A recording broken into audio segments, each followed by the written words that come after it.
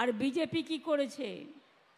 নোটবন্দি, গৃহবন্দী, দলিতদের উপর অত্যাচার, তপশিলীদের উপর অত্যাচার, আবার বলে কিনা দক্ষিণেশ্বর মন্দিরে স্কাই ওয়াক ভেঙে দেবে। আমি বলি আমার বুকের পাটা থাকতে আমি হাত দিতে দেব না। তার কারণ আমি নবদ্বীপেও হাত দিতে দেব না, শান্তিপুরেও দেব না, চার্চেও দেব না, মন্দিরেও দেব না, মসজিদেও দেব না, গুরুদ্বারাও দেব না, গির্জায়ও দেব না, জায়ের থানেও দেব না, মাঝি থানেও দেব না। আমি গর্বিত নদিয়ার তাঁত শিল্পীদের জন্য। আমি যত শাড়ি পরি সব নদিয়ার। আমি নিজে হাতে এঁকে ডিজাইন করে দিই, কিন্তু যে তাঁতিরা আমাকে শাড়িগুলো বুনে দেয় নদিয়া থেকেই আমি পাই। কখনো ধনেখালি, কখনো নদিয়া। এর কোনো তুলনা আছে? তুলনা নেই। আমি ক্ষমতায় এসে দেখলাম মাত্র 6 জন মসলিন তাঁতি বেঁচে আছে, আর কেউ নেই। সেই 6 জনকে আমরা 60 জনের ট্রেনিং দিলাম, দিয়ে মসলিন তীর্থ তৈরি করলাম। এখন মসলিন তীর্থ আপনাদের কৃষ্ণনগরে সবার নাম কেড়েছে।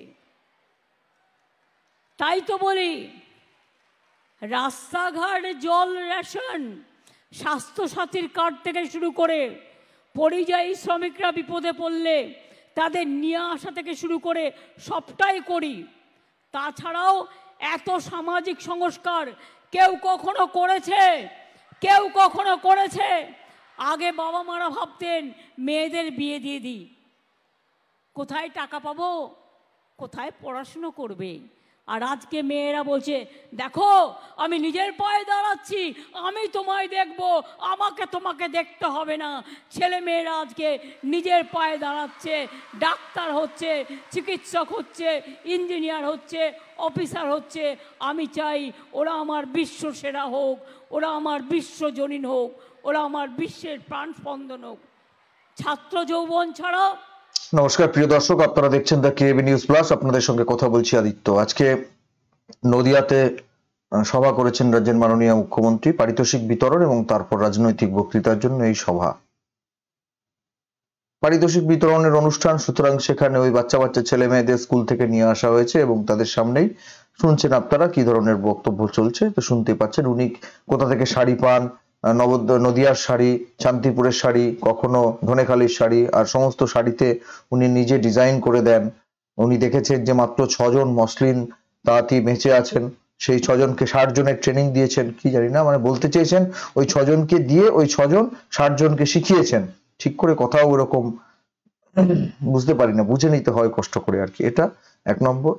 আর এছাড়াও আরো বিভিন্ন রকমের যা যা উনি বললেন আমি পরপর শুনে গেলাম।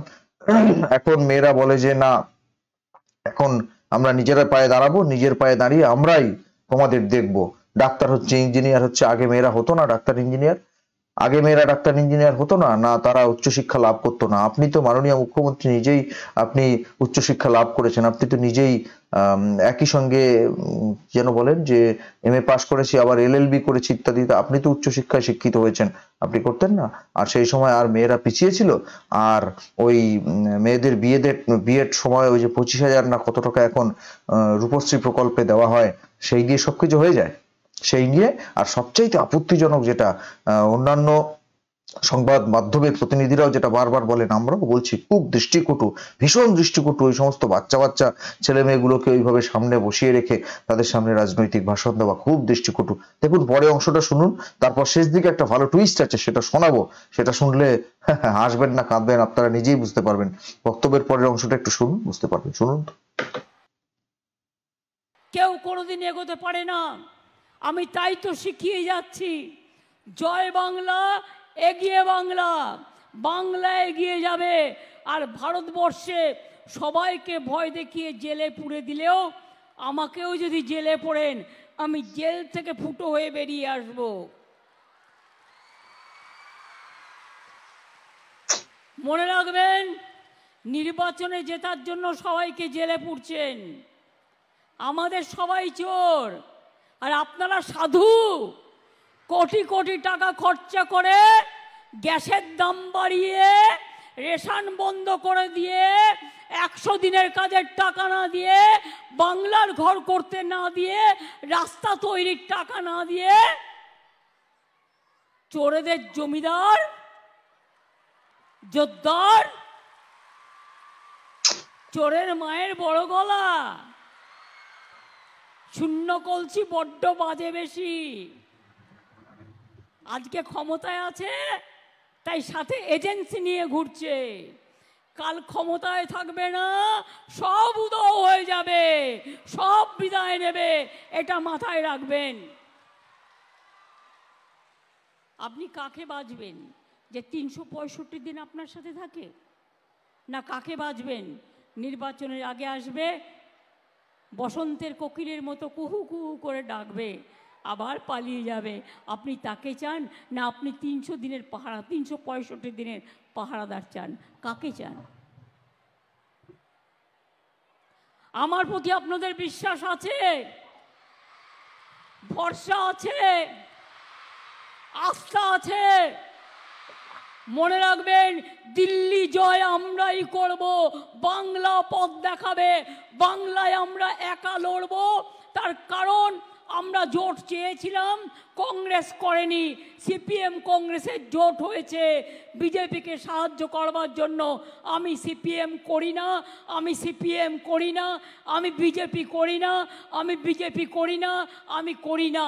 এটা মাথায় রাখতে হবে। আমি মা মাটি মানুষ করি।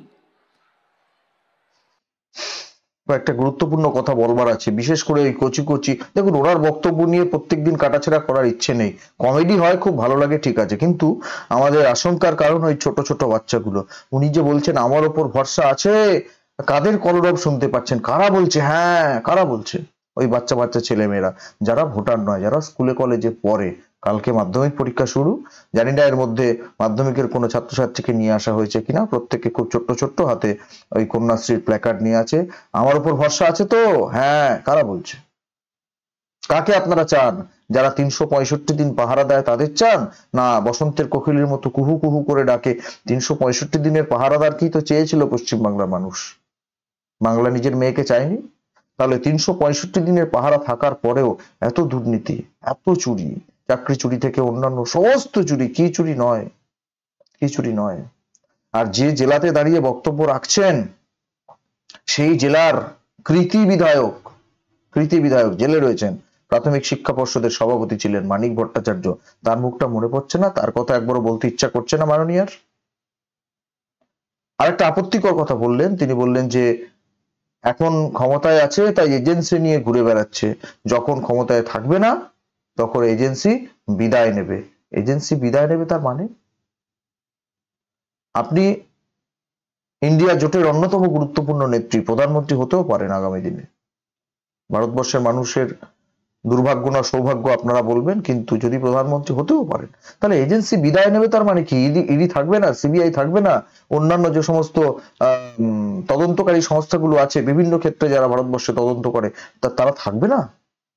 আপনি এটা বলতে পারেন যে বিজেপি এখন অপব্যবহার করছে, আমরা এলে যথাযথভাবে ব্যবহার করবো, কিন্তু থাকবে না তার মানে কি? তার মানে সব তুলে দেবেন? তার মানে চুরি জোচ্চুরি, এই যে লুটপাট যা কিছু চলছে এগুলো খুল্লম খুল্লা চলতে থাকবে আর এজেন্সিগুলোকে তুলে দেবেন? আরে বাবা! আর তারপরে কি বললেন? জেল থেকে ফুটো হয়ে বেরিয়ে যাব। মানে আপনাদের নিশ্চয়ই মনে আছে যে উনি থানা থেকে আসামি ছাড়াতে চলে গেছিলেন রাত্রেবেলা, মনে আছে আপনাদের? তা সেরকম জেল থেকে ফুটো হয়ে বেরিয়ে চলে যাব। আমরা চোর আর তোমরা সবাই সাধু, ডাকাত, জোরদার, মহাজন ইত্যাদি মজুদদার বললেন। কাদের সামনে বলছেন? ওই বাচ্চা বাচ্চা ছেলে মেয়েগুলোদের সামনে। ওদের মনে এইভাবে চোর, ডাকাত ইত্যাদি শব্দগুলো বলতে ভালো লাগছে? আর বারবার বলছি, যারা ভোটার নয়, ওরা কিছু বোঝে না, ওরা চিৎকার করছে, ওদের কলরবটা আমাদের বেশি করে কানে আসছে। আমার উপর ভরসা আছে, যারা ভোটার তারা পিছন দিকে রয়েছেন, তারা মুখ্য ব্যাপার নয়। ওই বাচ্চারা কলরব করছে, তারা চোখের সামনে মাননীয় মুখ্যমন্ত্রীকে দেখতে পেয়েছেন, তাদের আনন্দ, তাদের সুকুমার প্রবৃত্তি তাদের চিৎকার করতে বলছে, হ্যাঁ হই করে উঠছে তারা। কি অবস্থা বুঝুন তো? প্রত্যেক দিন চলছে, প্রত্যেক দিন। কতদিন সহ্য করা যায়? তারপর দেখুন বক্তব্যের পরের অংশটা দেখুন। বর্ধমানের কালনা থেকে থেকে শান্তিপুর পর্যন্ত আমরা একটা ব্রিজ তৈরি করে দিচ্ছি, যাতে কালনা থেকে নদিয়ায় তাড়াতাড়ি আসতে পারে এবং এখান থেকে নবদ্বীপে যেতে পারে, রাসমেলায় যেতে পারে এবং তারা ইস্কনেও যেতে পারে। মনে রাখবেন, কল্যাণীতেও ১,৫০০ কোটি টাকার বেশি খরচ করে ৬ লেনের ঈশ্বরগুপ্ত ব্রিজ তৈরি করা হচ্ছে। এরকম অনেক কাজ আমরা করেছি, আগামী দিনে আরও চলবে। কিন্তু একটা জিনিস তো বোঝেন, অনেকে বলে ইলেকশনের সময় মতুয়া, আমি মতুয়া মাকে, বড় মাকে, উনি যখন বেঁচে ছিলেন, আমি যখন চিফ মিনিস্টার ছিলাম না, 15 বছর ধরে বারবার ওনার কাছে ছুটে গেছি, কেউ খবর নিত না। তখন ওনার যত চিকিৎসা আমি নিজের টাকায় করেছি, যাতে কারো কাছ থেকে সাহায্য নিতে না হয়। আজকে বড় বড় কথা, মতুয়া বিকাশ পর্ষদ তৈরি হয়েছে, নমশূদ্র বিকাশ পর্ষদ গঠন করা হয়েছে, মতুয়া বিকাশ পর্ষদকেও 10 কোটি টাকা দেওয়া হয়েছে। নমশূদ্র বিকাশ, দুটো কথা বলে আমার কথা শেষ করব। এক, ত্রিবেণী থেকে কল্যাণী পর্যন্ত এখন যে ব্রিজটা রয়েছে সেই ব্রিজটার নাম কি? ঈশ্বরগুপ্ত সেতু না? তাহলে উনি কোন ব্রিজটার কথা বলছেন যে 6 লেনের একটা ব্রিজ তৈরি করছি, ঈশ্বরগুপ্ত ব্রিজ? আমি জানি না নতুন করে হচ্ছে কিনা, আমি জানি না, কিন্তু ঈশ্বরগুপ্ত সেতু নামে একটা সেতু অলরেডি রয়েছে ওইখানেই এটা আবার নতুন করে তৈরি পাশ দিয়ে হচ্ছে 6 লেনের সেতু। আপনারা জানেন? যদি জানেন আমাকে জানাবেন, ওই এলাকা থেকে যারা প্রতিবেদন দেখবেন তারা জানাবেন। 1 নম্বর। 2 নম্বর কথা, মতুয়াবাড়ির বড় মা বিনাপানি গত 15 বছর ধরে, মানে তিনি জীবিত অবস্থায় থাকাকালীন, নরদেহ ধরে থাকাকালীন 15 বছর ধরে, মাননীয় মুখ্যমন্ত্রী তখন চিফ মিনিস্টার ছিলেন না, উনি নিজের টাকায় চিকিৎসা করেছিলেন। মা বিনাপানি দেবীর এমন দুরবস্থা ছিল, উনি নিজের টাকায় চিকিৎসা করেছেন। আপনারা শুনে নেবেন, রিপিট যখন আবার প্রতিবেদনটা আমি শেষ করব তারপর শুনে নেবেন। উনি নিজের টাকায় চিকিৎসা করেছেন, কেউ খোঁজ নিত না তখন। মতুয়া ভক্ত যারা দেখবেন তারা এটা সম্পর্কে বিস্তারিত বলবেন। তো মাননীয় মুখ্যমন্ত্রী তখন মুখ্যমন্ত্রী হননি, যেতেন, যাতায়াত করতেন 15 বছর ধরে, আর কেউ যায়নি নাকি, উনি একাই যেতেন। আর কেন যেতেন বুঝতে পারছেন। আর উনি নিজের টাকায় চিকিৎসা করেছেন, আর কেউ খোঁজ নিত না, যত চিকিৎসা লাগে উনি করেছেন।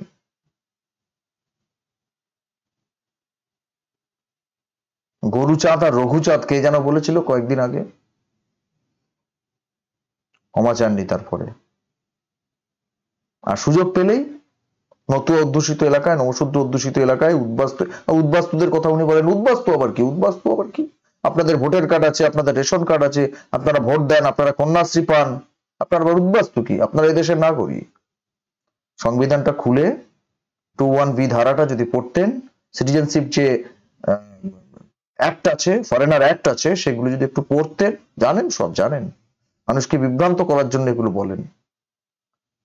সিএ লাগু হবে শান্তনু ঠাকুরের কথা অনুযায়ী, বিজেপির অন্যান্য নেতাদের কথা অনুযায়ী, দেখা যাক কি হয়। কিন্তু উনি ওই যে কথাগুলো বললেন একের পর এক, যাবতীয় বিতর্কিত কথা, এবং শেষে বড় মাকে নিয়ে বললেন 15 বছর উনি নিজের টাকায় চিকিৎসা করেছেন। কি বলবেন আপনারা? আপনাদের মূল্যবান মতামত কমেন্ট বক্সে কমেন্ট করে জানাবেন। নজর রাখবেন আমাদের প্রত্যেকটা প্রতিবেদনে। ধন্যবাদ।